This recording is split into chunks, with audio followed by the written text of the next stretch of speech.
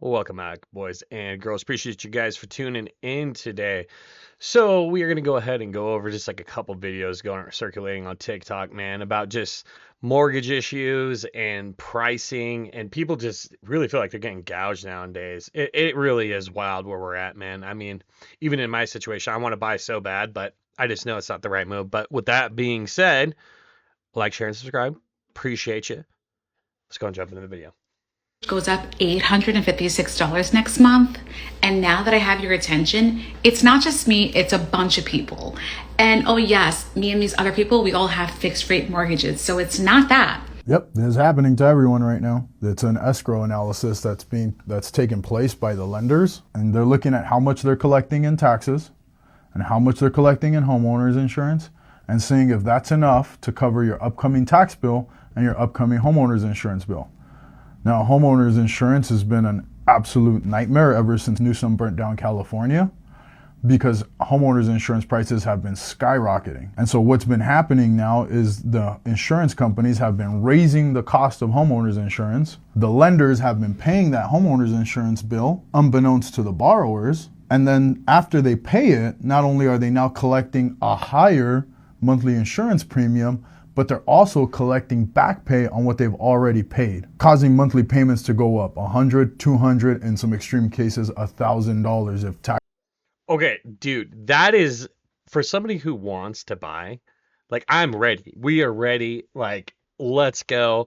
I hear that and I'm like, what? I didn't even know that could happen if you have a fixed rate. Like, not like that, anyways. I mean, that's terrifying. That's terrifying for a lot of people, man. And I think that is just going to keep people out of the market for so long, which is real unfortunate, man. Real unfortunate. But let's go and hop into what this guy has to say, because he's going to be one of the guys that's going to be killing it from all this. Your mortgages. That's their solution to the home affordability crisis. I want to be crystal fucking clear about something. I am a mortgage loan originator, mortgage broker, however you want to call it, mortgage banker, whatever colloquially. There's a difference between those things, but for all y'all watching this, it doesn't fucking matter. Whatever term you've heard, I'm that guy. I'm going to make a fucking fortune off of this, which is great for me because over the last few years, when this shit has been fucking terrible for everyone trying to buy a home, it's been awful for me because it's commission only.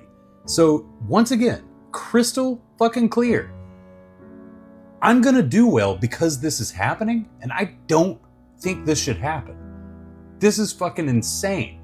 Their solution to the home affordability crisis, as opposed to finding a way to stymie the fucking meteoric rise of home prices, or to cap fucking interest rates on companies like mine, let's fucking face it, instead of doing those things, they're like, oh, well, let's just have all the kids take out more debt over a longer period of time.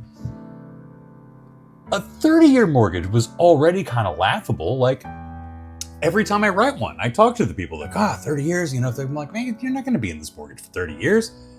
You're going to refinance, you're going to sell, you're going to do a bunch of things. But like, 50 actually implies the impossibility of ever actually owning your home. And don't even get me started that if you ever reach that milestone of paying off your home and owning your home, the property taxes are still there and they keep going up and up and up until one day when you reach that milestone, your elderly ass still gets booted out onto the street because you don't own fucking shit. This fucking government and these fucking corporations that own this fucking government have got to be fucking reined in. It's insane. People, do you not see? Fine, fuck it. I'll just make the money if nobody else is going to do anything. Jesus fucking Christ. 50-year. Yo, he's got so many excellent points in that. For one, we need to allow the housing market to come back down to reality. I just saw that for the average 35-year-old with a family, we are now bordering in the 12% area of them actually owning their own home. In the 50s, it was 58%. They have incrementally just destroying the middle class, slowly taking everything away from us.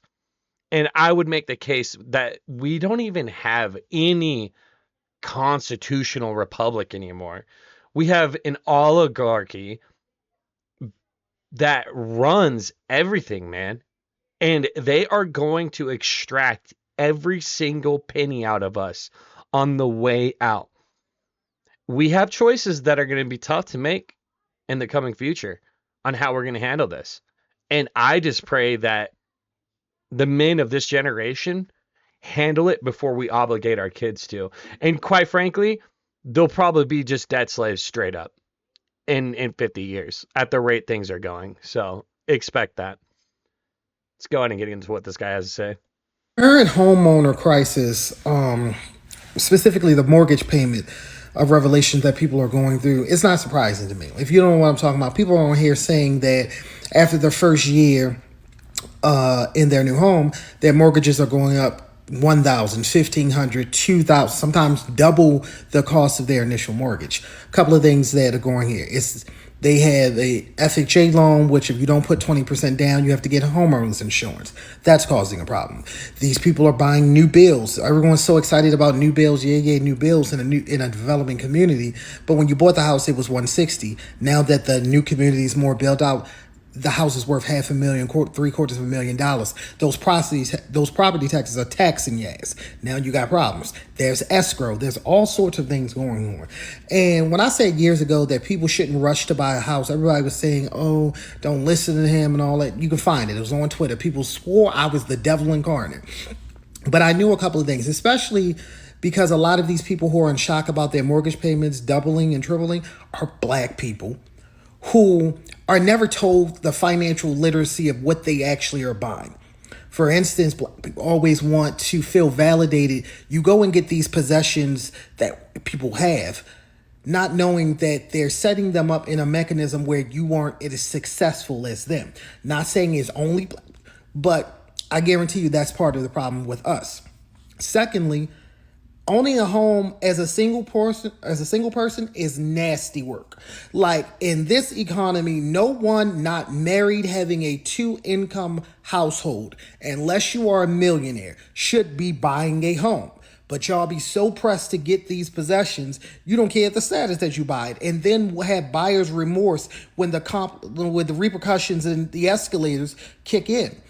I'm sorry y'all are going through this, but let this be a lesson to you to stop thinking just because you make enough money or you qualify that you understand finances, financial literacy, or money management, because that is a completely different skill. Making a lot of money and managing the money and making the right purchases are not the same skill.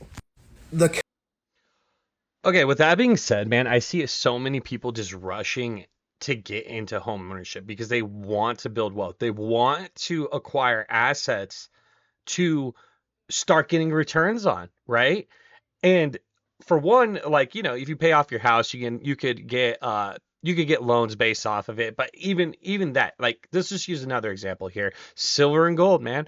You can get a loan backed off of the amount that you hold. And I am a true believer, absolute true believer. Money aside, making your returns, all that aside, I truly believe that you need to own gold and silver. We have seen what's happened in Venezuela. It took them wheelbarrows of cash to go buy toilet paper. Let that sink in. Like, if that happens, if that truly happens here, which I really think they're planning on doing so they can roll out CBDCs, right? It's gonna get ugly, and you need to have some type of assets protecting you to roll over into whatever new system these crooks roll out to protect ourselves, right? But also there's a lot of other advantages that you're still building assets. I just think it's a really good alternative for people who are wanting assets but don't have the time or the money to go buy a house, take care of the house. Sometimes renting's better for a lot of people. It really is, genuinely. I mean, I tell younger people, dude, don't go out and buy a house, rent. Like, you don't want to lock yourself into a location and be screwed, right? There's other ways to be building money. stocks, dude. There's a lot of ways that you can start getting returns on your money right now and be headed in the right direction. So we're gonna want to move forward to the next video, and here's just a little explanation from her why she thinks people are choosing to stay in their homes. It's really great point. If you're trying to buy a home right now and you're wondering why older homeowners aren't selling or cutting price, maybe this will help it make more sense. It's easy to think it's just about interest rates because that's what the news is telling us, or that sellers are just being stubborn because they want to make the most money they can. But for long-term homeowners, that's usually not the reason at all. Many of these folks have lived in their homes for 20, 30, even 40 years. They've raised families there. They've paid it down slowly. Maybe a while back they locked in a very low interest rate. There is some truth to that. But selling isn't just a math problem. When they sell, they don't just lose their house. They lose a payment they can live with. They lose a neighborhood they already know. They lose a routine they've had for decades, and the next move feels really uncertain. So that's why price reductions don't come very fast. It's not always about chasing the market. It's about needing the next step to feel clear and safe. When buyers understand this, negotiations change quite a bit. Patience matters. Timing matters a lot, and respect goes a long way. If you're buying right now, this context helps. Great points. We are in such an uncertain market right now that how could you really have the confidence to leave a locked interest at like 3%, 2.5%, like just unheard of in current days, right? How could you ever want to take that leap of faith and go somewhere else? It's not an option for a lot of people, right? And for one, you never know what neighbors you're going to get. And I mean, I'm sure everybody here can relate to the fact that we've all had terrible neighbors, man.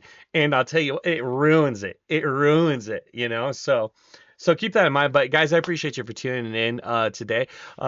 Yeah, starting to make videos again. Appreciate you guys for stopping by. Once again, if you give me a like, share, and subscribe, it'd be greatly appreciated. And also, yeah, I'm gonna start trying to make this a regular thing. Start starting up a channel again and getting after it, man. So you guys have a good rest of the day. Later on.